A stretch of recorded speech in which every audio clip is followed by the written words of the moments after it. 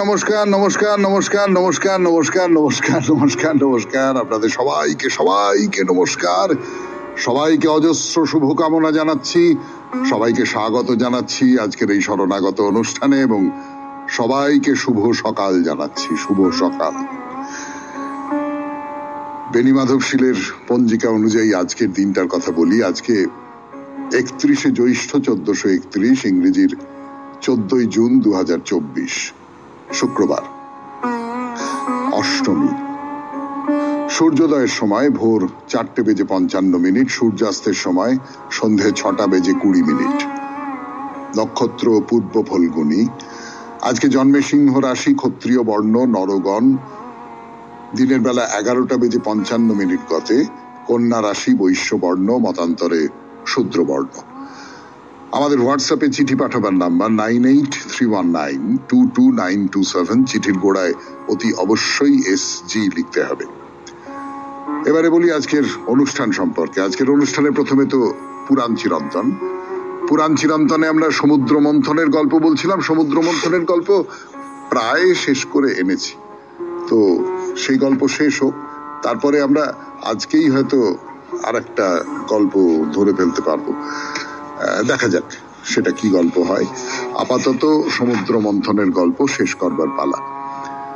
তারপরে চলে যাব স্বামী বিবেকানন্দের রচনা থেকে পাঠ এই পর্বে। সেখানে নতুন একটি প্রবন্ধ শুরু করব।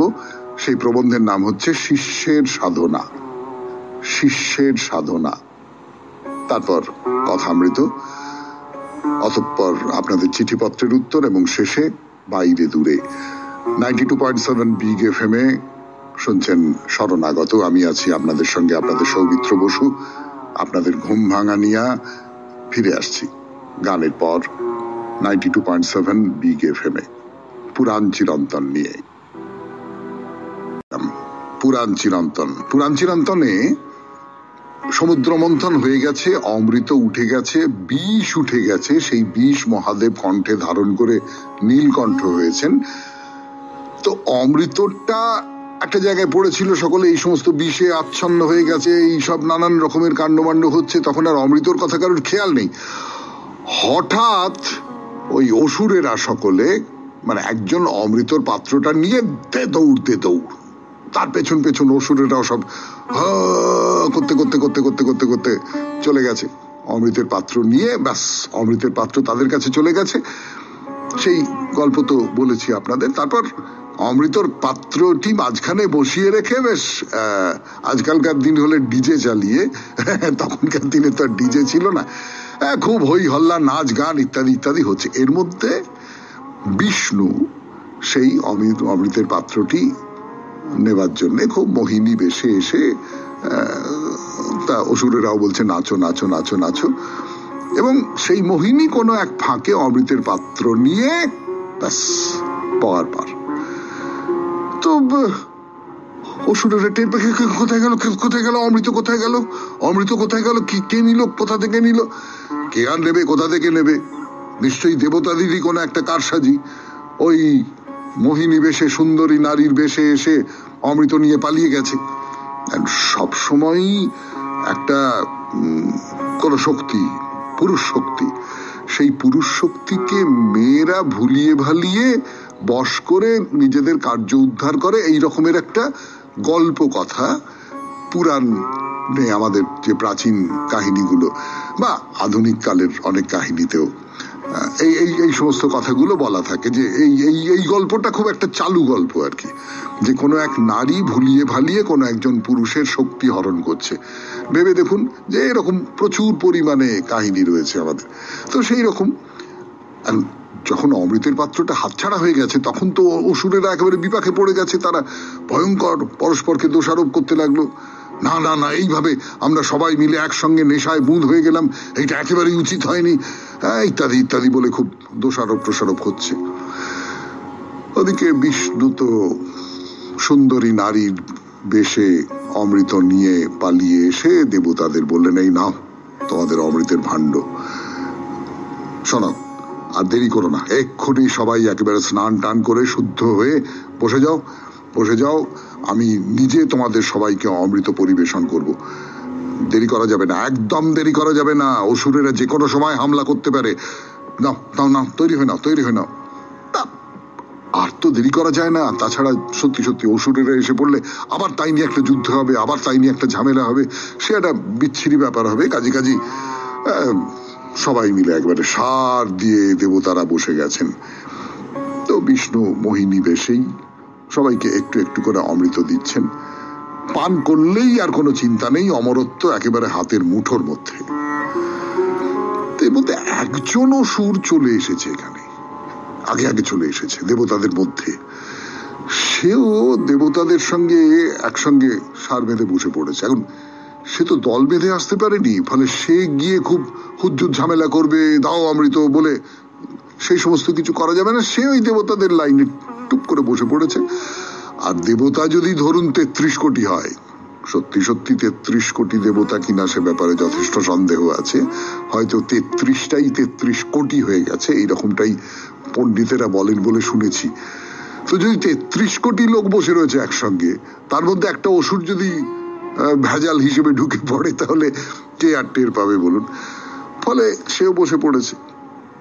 তার বাঁ দিকে আছেন চন্দ্রদেব, ডান দিকে সূর্যদেব, মাঝখানে সেই অসুর। তা সূর্য আর চন্দ্র দুজনেরই কিরকম একটা মনে হচ্ছে যে এটা এটা কে রে বাবা, এ তো আগে কখনো দেখেছি বলে মনে হচ্ছে না। এই দেবতাটা কিসের দেবতা, কি?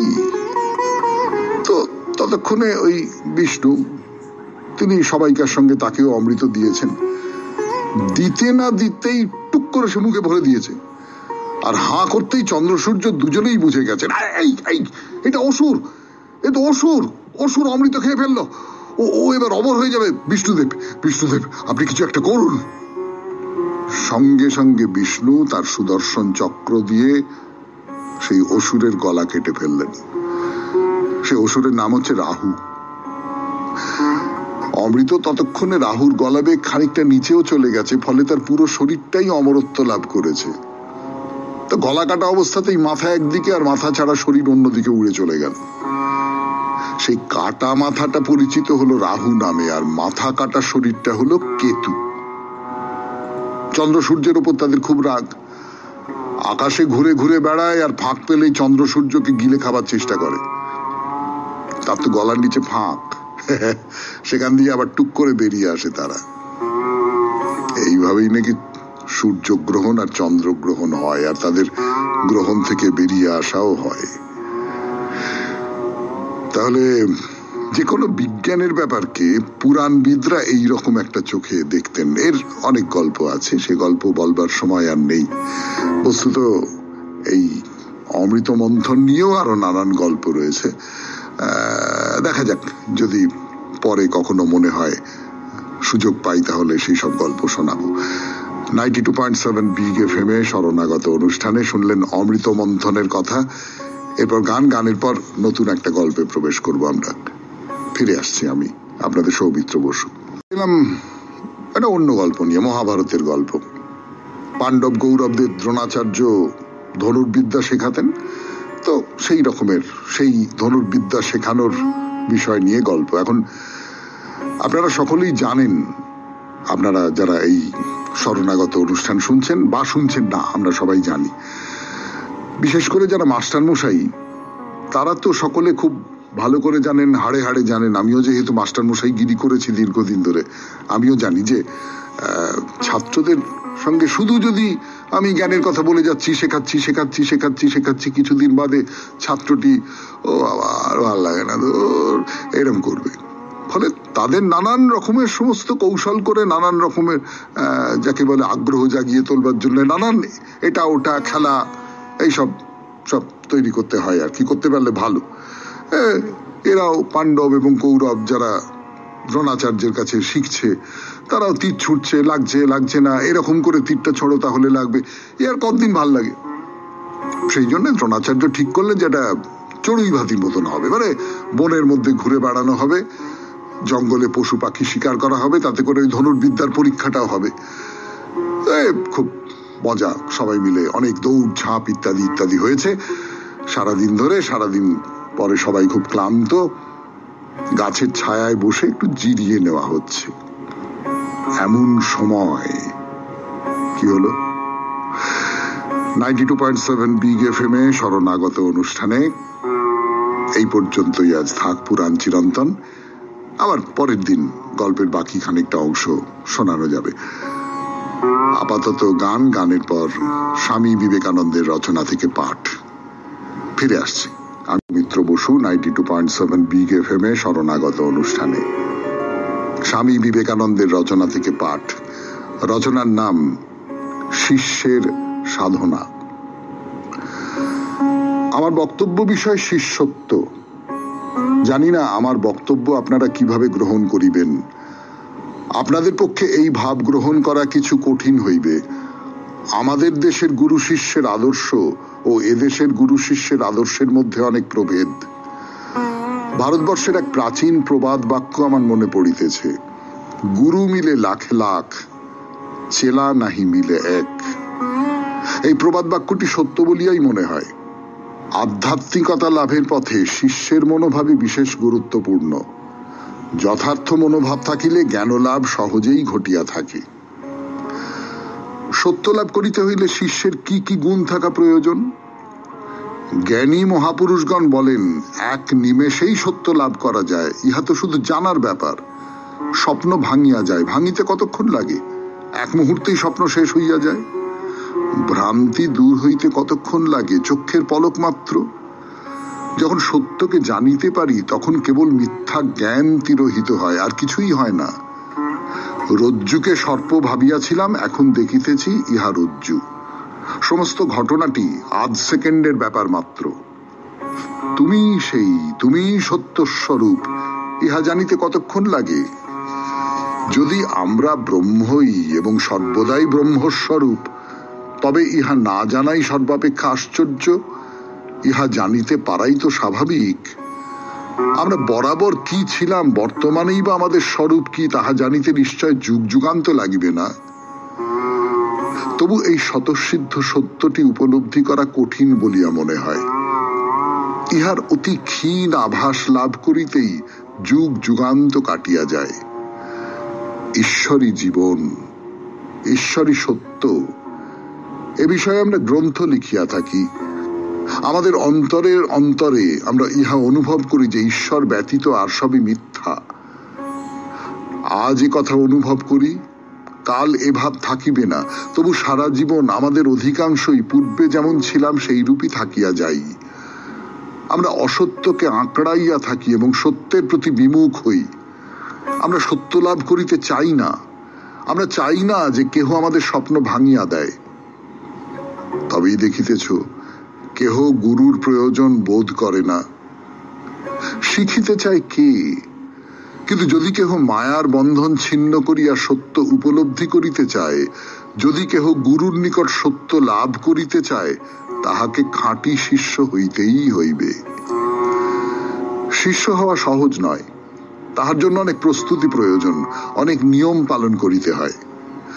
বৈদান্তিকগণ চারিটি প্রধান সাধনের কথা বলিয়াছেন।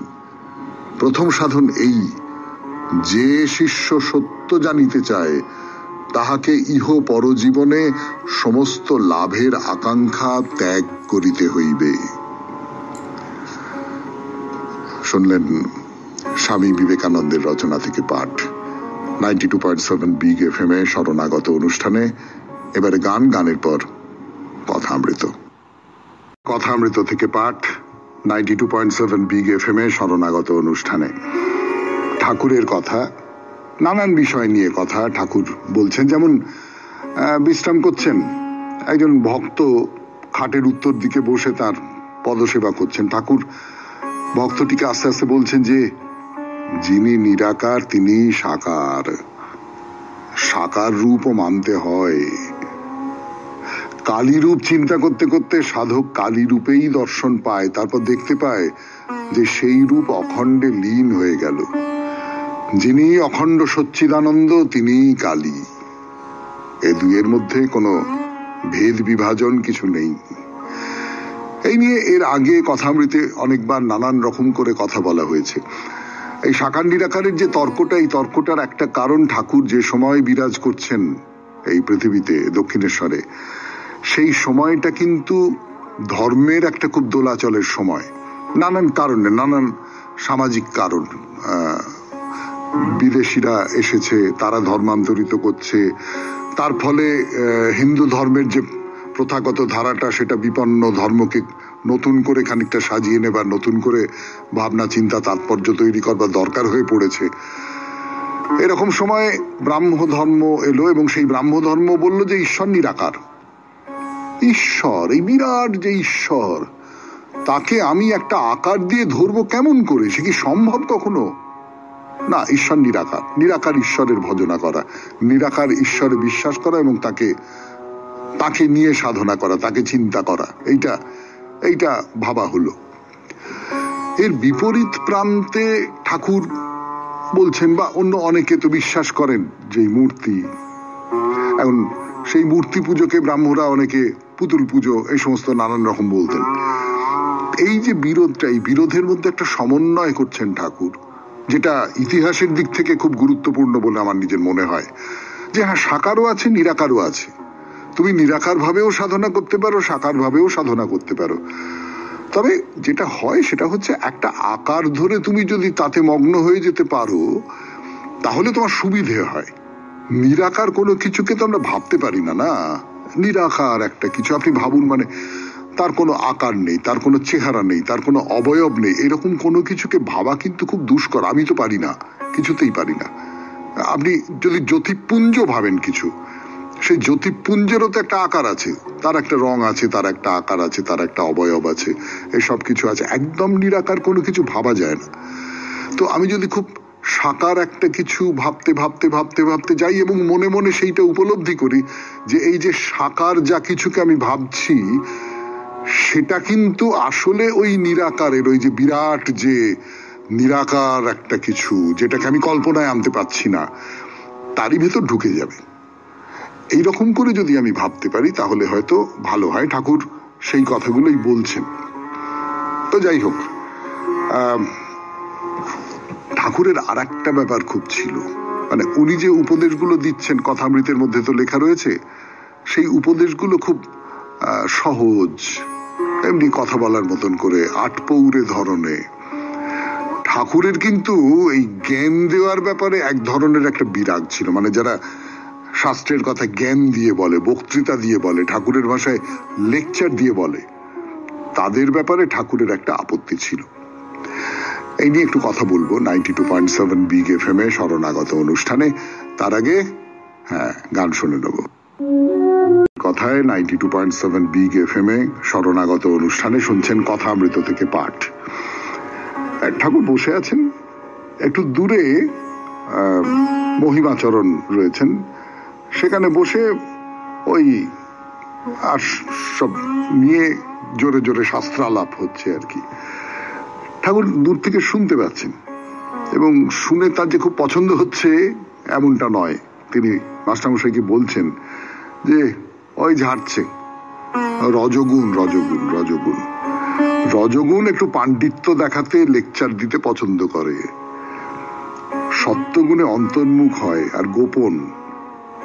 কিন্তু লোকটি ভালো, ঈশ্বরের কথায় এত উল্লাস। তো তাহলে রজগুণের মধ্যে আমি তমগুণকে বাদ দিচ্ছি, তমগুণ আমাদের মধ্যে পড়বে না, তমগুণ তো অপগুণ, খারাপ গুণ। কিন্তু এই যে রজগুণের মধ্যে যেটা আছে সেটা একটু ঐশ্বর্যের ভাব, একটু দেখানোর ভাব। আমি এই পারি, আমি ওই পারি, আমি একটা 100 ফুট উঁচু ঠাকুর করলাম, হ্যাঁ এইসব সার্বজনীন পুজোয় হয় না, এইরকম আলো করলাম, এইরকম মূর্তি করলাম, এইরকম সব প্যান্ডেল করলাম, হ্যাঁ আমি দেখালাম আমি কিরকম করলাম। তার বিজ্ঞাপন বেরোলো কাগজে, বিগ এফএম এর বিজ্ঞাপন দাতারাও তারাও এইরকম সব বিজ্ঞাপন দেন, এইরকম করে একটা হলো। সেটাও একটা পুজো, নিশ্চয়ই সেটাও তো একটা পুজো। আবার একটা পুজো হতে পারে যে আমি মনে মনে তাকে চাই, আমি মনে মনে তাকে ভালোবাসি, আমি মনে মনে নিজেকে তার পায়ে সমর্পণ করে দিয়েছি। এইটা বাইরের লোক জানতেও পারে না, হয়তো বাইরের লোক বুঝতেও পারে না, হয়তো মানুষটা মনে মনে তার শরণাগত হয়ে আছে। এইটা এই দু রকমের আছে। তা মহিমাচরণ একটু বাইরে প্রকাশ করতে পছন্দ করেন, হ্যাঁ, প্রকাশ করতে পছন্দ করেন মানে আমি এই উপলব্ধিগুলো হয়েছে আমার, আমি এই বুঝেছি, আমি এই শাস্ত্র পড়ে এইগুলো জেনেছি, আমি সেটা তোমাকে বলছি, শোনো। এর ভেতরে একটা অহংকার আছে, পাণ্ডিত্যের একটা অহংকার আছে, আমি জ্ঞানী তার একটা অহংকার আছে। কিন্তু এই অহংকারটা তো ঈশ্বর বিশ্বাস নিয়ে, এই অহংকারটা তো আধ্যাত্মিকতার বোধ নিয়ে। তার সেটাকে আমি, আমার না প্রচুর টাকা পয়সা আছে, আমার প্রচুর ক্ষমতা আছে, আমি ইচ্ছে করলেই তোমার হাতে মাথা কেটে দিতে পারি, এইটার চেয়ে তো এইটা ভালো, তাই তো? ফলে ঠাকুর যে এটাকে খুব অপছন্দ করছেন এমন নয়, কিন্তু লেকচার দেওয়া সম্পর্কে তার ভেতরে কোথাও একটা আপত্তির জায়গা ছিল। তো যাই হোক, ঈশ্বরের কথায় এই যে উল্লাস মহিমাচরণের, এইটা ঠাকুর খুব পছন্দ করছেন। এর মধ্যে অধর সেনের কথা আপনারা শুনেছেন এই শরণাগত অনুষ্ঠানে। তিনি ম্যাজিস্ট্রেট, বছর 30 বয়স হবে। তো অনেক দিন ধরে সমস্ত দিন অফিসের পরিশ্রমের পর ঠাকুরের কাছে প্রায় রোজই সন্ধ্যের পর আসেন। শোভাবাজার বেনেটোলায় বাড়ি। তো কয়েকদিন আসেননি, তারপর এসেছেন। তো ঠাকুর কি জিজ্ঞেস করলেন? 92.7 বিগ FM এ শুনছেন কথামৃত শরণাগত অনুষ্ঠানে। ফিরে আসছি গানের পর। তো বেশ কিছুদিন আসেননি, তারপরে এসেছেন ঠাকুরের কাছে। তো ঠাকুর বলছেন, কি গো এতদিন আসনি কেন? তো অধর বলছেন, নাকি অনেকগুলো কাজে পড়ে গিয়েছিলাম, স্কুলের জন্য সভা, আরো সব মিটিং, এসব যেতে হয়েছিল। তো শ্রী রামকৃষ্ণ বললেন, মিটিং, স্কুল এই সমস্ত নিয়ে একেবারে ভুলে গিয়েছিলে? তো অধর খুব বিনীত ভাবে বলছে, সব চাপা পড়ে গিয়েছিল। আপনার হাতটা কেমন আছে? ঠাকুর বলছেন, এই দেখো না, এখনো সারেনি, প্রতাপের ওষুধ খাচ্ছিলুম। এই সব কথা হচ্ছে, কিন্তু ঠাকুরের মনের মধ্যে না একটা অন্য কথা ঘুরছে। কিছুক্ষণ পরে ঠাকুর হঠাৎ অধরকে বলছেন যে, দেখো এইসব অনিত্য, এই মিটিং, স্কুল, অফিস, এইসব অনিত্য। ঈশ্বরই বস্তু আর সব অবস্তু, সব মন দিয়ে তাকেই আরাধনা করা দরকার। আরে এই সবই অনিত্য, শরীরে এই আছে এই নেই, তাড়াতাড়ি তাকে ডেকে নিতে হয়, তাড়াতাড়ি তাকে ডেকে নিতে হয়। বলেই বলছেন, না না না, তোমাদের সব ত্যাগ করবার দরকার নেই। তুমি কিরম করে সংসারে থাকবে? কচ্ছপের মতো থাকবে। কিরকম উপমাটা আপনি ভাবুন একবার, কচ্ছপের মতো তুমি সংসারে থাকবে। কচ্ছপ কি করে? কচ্ছপ নিজে জলে চড়ে বেড়ায়, কিন্তু ডিম আড়াতে রাখে, আর সব মনটা তার ডিম যেখানে সেখানে পড়ে থাকে। অর্থাৎ তুমি সংসারের মধ্যে ভাসছো, সংসারের মধ্যে ডুবছো, সংসারের মধ্যে তুমি সাঁতার কাটছো, সবকিছু করছো, ঠিক আছে, কিন্তু তোমার মনটা পড়ে আছে ওই ঈশ্বরের পাদপদ্মে। এইটা যদি তুমি করতে পারো, এইটা যদি করা সম্ভব হয় তোমার পক্ষে, এটা আমরা অনেকে চেষ্টা করি যে হ্যাঁ এই সংসারের মধ্যে আছি, সবটাই তার যে নানান রকমের দোলাচল, তার যে নানান রকমের দাবি শর্ত, এটা করতে হবে, ওটা করতে হবে, তার মধ্যে খানিকটা মিথ্যাচার করতে হয়, তার মধ্যে খানিকটা নানান রকম সব কৌশল করতে হয়। সে সবটাই করছি হয়তো আমি, কিন্তু আমার মনটা পড়ে রয়েছে ওই ঈশ্বরের দিকে। এইটা যদি করা যায়, বলে বলছেন, কাপ্তেনের বেশ স্বভাব হয়েছে। যখন পুজো করতে বসে ঠিক একটি ঋষির মতো, এদিকে কর্পূরের আরতি, সুন্দর স্তব পাঠ করে, পুজো করে যখন ওঠে চোখে যেন পিঁপড়ে কামড়েছে, মানে কেঁদে চোখ লাল হয়ে আছে। আর সবসময় গীতা, ভাগবত এইসব পাঠ করে। আমি দু একটা ইংরেজি কথা বলেছিলাম, তো রাগ করলো, বলে ইংরেজি পড়া লোক ভ্রষ্টাচারী।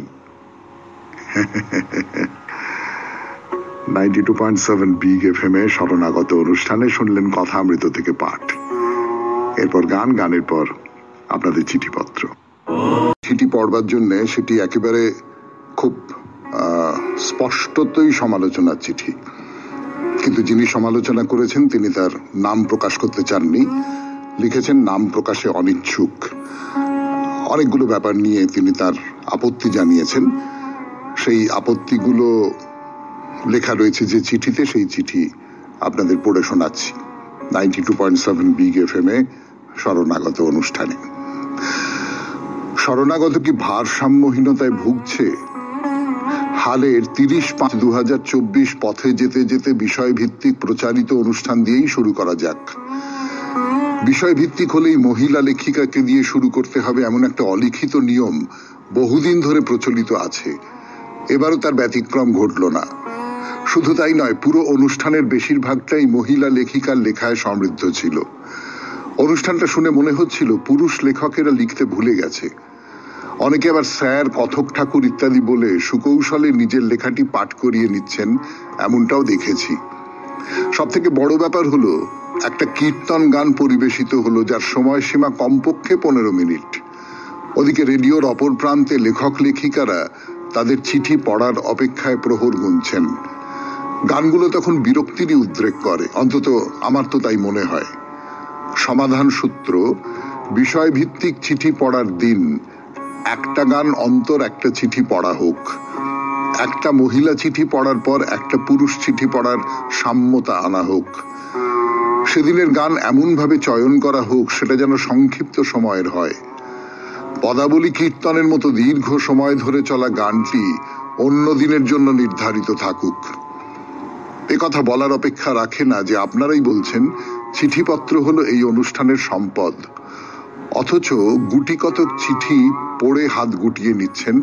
এতে তো বাকি লেখক লেখিকারা উৎসাহ হারাবেন। ঠিক যে কারণে চিঠি লেখা কমে যাচ্ছে, যে হাত তুলে মহাপুরুষের কথার অঙ্গহানি ঘটিয়েছেন, সেখানে একটা নতুন অনুষ্ঠান আসার কথা ছিল স্বাদ বদলানোর জন্য। কারণ দীর্ঘদিন চলা অনুষ্ঠানের মধ্যে স্বাভাবিকভাবেই একঘেয়েমি আসে। এখানেও বাধা।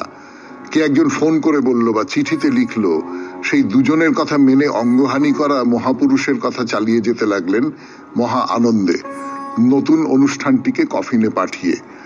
এরকম ছোট ছোট বিষয়গুলোকে গুরুত্ব না দিলে আগামী দিনে শরণাগত কিন্তু তার জৌলুস হারাবে। এটা স্মরণ করিয়ে দেবার জন্যই এই চিঠির অবতারণা।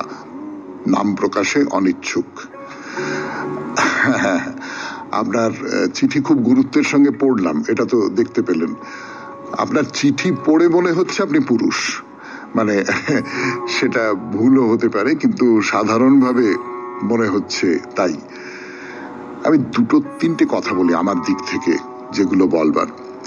প্রথম যে কথাটা সেটা হচ্ছে যে যদি মহিলারা বেশি চিঠি লেখেন আমি কি করতে পারি বলুন তো? এইরকম কোনো পলিসি আমাদের নেই যে মহিলাদের চিঠি বেশি পড়তে হবে। এইরকম কোনো পলিসি আমাদের নেই যে প্রথম চিঠিটা মহিলাদের দিয়েই পড়তে হবে, মহিলাদের চিঠি শোনাতে হবে। এইরকম কোন রকম কোনো আমরা ঠিক করে রাখিনি। কিন্তু যদি মহিলারা বেশি চিঠি দেন সেক্ষেত্রে কি করবার আছে? দ্বিতীয় যে কথাটা বলবার সেটা হচ্ছে যে মহাপুরুষের কথা যখন বন্ধ করে দেবার প্রশ্ন এলো, তখন আপনাদের মধ্যে কেউ কেউ বললেন যে না, মহাপুরুষের কথাটা খুব ভালো লাগছে ইত্যাদি। উল্টো দিকের কোনো চিঠি তো আসেনি যে না, মহাপুরুষের কথাটা বাদ দিন, তার বদলে অন্য কোনো একটা বিষয় ঠিক করুন। এখন আমাদের হিসেব মতো 2টো চিঠি আসছে। মহাপুরুষের কথা প্রচুর মানুষ লেখেন, অর্থাৎ মহাপুরুষের কথা বিষয়টা জানা তাদের কাছে খুব আকর্ষণীয় বলে মনে হয়। সেই কারণেই ঠিক করা হয়েছিল যে আচ্ছা, তাহলে মহাপুরুষের কথাটা অন্যভাবে চলুক, কোনো একজন মহাপুরুষের কথা আমরা ধারাবাহিকভাবে বলবো। যেমন রবিবারে শ্রী চৈতন্যের কথা আপনাদের অনেকেরই খুব ভালো লাগে, খুব জনপ্রিয় হয়েছে, আমরা সে খবর পেয়েছি। সেইটা মাথায় রেখেই এটা করা হয়েছিল। আর চিঠির মধ্যে দীর্ঘ গান, সেইটা নিয়ে আমি নিশ্চয়ই কথা বলবো।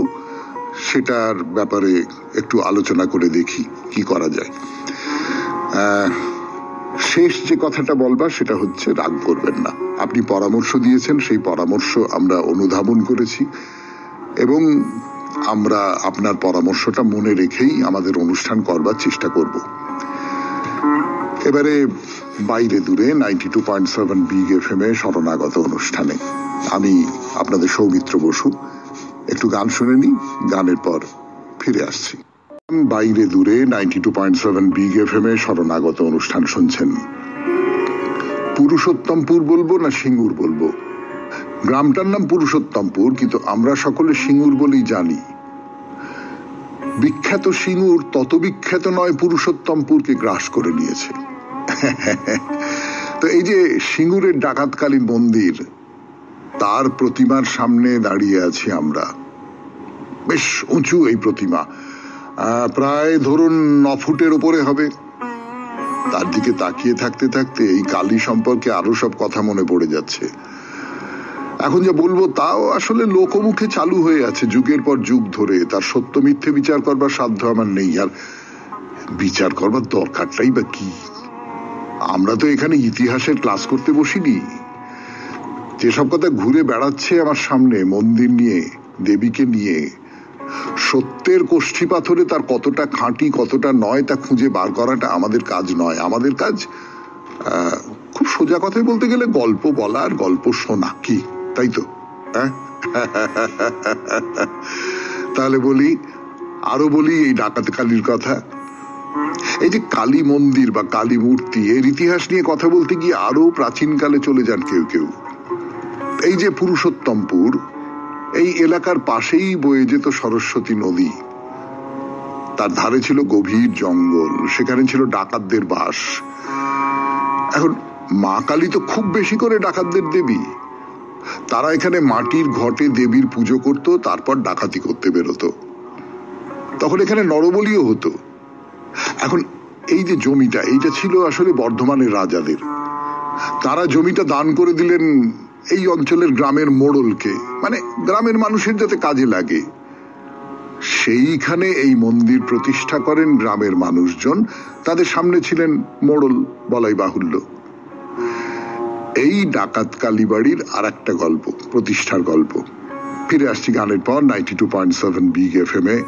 শুনছেন শরণাগত, জীবনের সহজ পাঠ। আবার ডাকাত কালী মন্দিরের কথা, সিঙ্গুরের নাকি পুরুষোত্তমপুরের সেই মন্দিরের কথা বলি আপনাদের। বর্ধমানের রাজাদের দেওয়া যে জমি, সেই জমিতে গাঁয়ের মানুষেরা তৈরি করলেন এই মন্দির। তাদের দেবী, তাদের সব। কিন্তু গ্রামের মানুষের মধ্যে প্রধান তো হলেন মোড়ল, তিনি তো প্রতিনিধি। এই সম্মানটা এখনো পর্যন্ত দেওয়া হয় তাকে বা তাদের। কালী পুজোর সময় আগে মোড়লদের পরিবার মায়ের পুজো করবে, তারপরে গ্রামের অন্য সবাই পুজো দিতে পারবে। বুঝতেই পাচ্ছেন এখনো পর্যন্ত সেই মোড়লের বংশকে কেমন ভাবে সম্মান করেন অন্যেরা। এ তো গেল একটা দিকের কথা। আর অন্য দিকের একটা মজার কথা বলি আপনাদের। পুজোর দিনে মায়ের যে প্রথম নৈবেদ্য প্রসাদ, সেখানে আর আর আর আর সবকিছু থাকে, তার সঙ্গে কি দেওয়া হয় বলুন তো? খুব অন্য রকমের একটা খাবার, চাল কড়াই ভাজা। কেন বলতে পারবেন? ঠিক ঠিক ধরেছেন। মা শারদামণি যেবার বিপদে পড়ে ডাকাতদের বাড়িতে আশ্রয় নিয়েছিলেন, তখন সেই রঘু ডাকাতের দল তাকে খেতে দিয়েছিল এই চাল কড়াই ভাজা। সেই চাল কড়াই আজকে মায়ের নৈবেদ্যের প্রথম খাবার। শুনে মনটা কেমন করে ওঠে না? আর একটা কথা বলি, এই যে পুরুষোত্তমপুরে ডাকাত কালীর পুজো হয়, আশপাশের গ্রামগুলো তাকে নিজের পুজো বলেই মনে করে। শুধু তাই নয়, কি বলবো, চারপাশের অন্য কোনো গ্রামে কালী পুজো হয় না। মানে কালী পুজো হওয়া তো অনেক পরের কথা। আপনারা শুনলে অবাক হয়ে যাবেন, আশপাশে যে গ্রামগুলো আছে, মল্লিকপুর বলে একটি গ্রাম আছে, জামিনবেড়িয়া বলে একটি গ্রাম আছে, সেই সমস্ত জায়গায় এমনকি এমন ক্যালেন্ডারও বাড়িতে রাখা হয় না যেখানে মা কালীর ছবি আছে। হ্যাঁ, এত বিশ্বাস। বছরে একদিন কালী পুজো, সেদিন শূদ্রদের আনা জল নিয়ে মন্দির চত্বর খুব ভালো করে ধোয়া হয়, ঘটের জলও পাল্টানো হয়। বলবো, আরো বলবো ডাকাত কালী মন্দিরের কথা, পুজোর কথা এই 92.7 বিগ FM এ শরণাগত অনুষ্ঠানে। কিন্তু আজকে আর নয়, আজকে অনুষ্ঠান শেষ করতে হবে। অনুষ্ঠান শেষ করবার আগে মনে করিয়ে দিই, আমাদের হোয়াটসঅ্যাপে চিঠি পাঠাবার নাম্বার 9831922927। চিঠির গোড়ায় অতি অবশ্যই SG লিখতে হবে।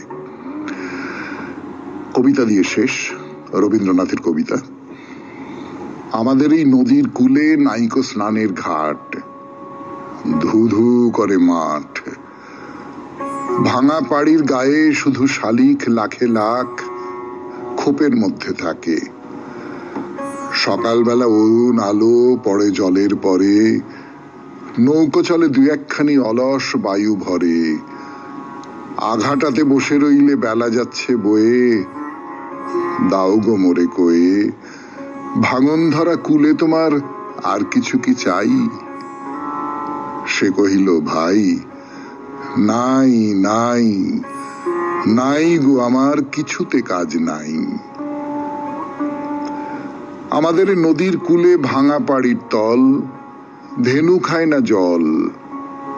দূর গ্রামের দু একটি ছাগ বেড়ায় চরি চরি সারা দিবস ধরি। জলের পরে বেঁকে পড়া খেজুর শাখা হতে ক্ষণে ক্ষণে মাছরাঙাটি ঝাঁপিয়ে পড়ে স্রোতে। ঘাসের পরে অসত্তলে যাচ্ছে বেলা বয়ে, দাও আমারে কয়ে, আজকে এমন বিজন প্রাতে আর কাকে কি চাই? সে কহিল, ভাই নাই নাই, নাই গো আমার কারেও কাজ নাই। খুব ভালো থাকবেন, আনন্দে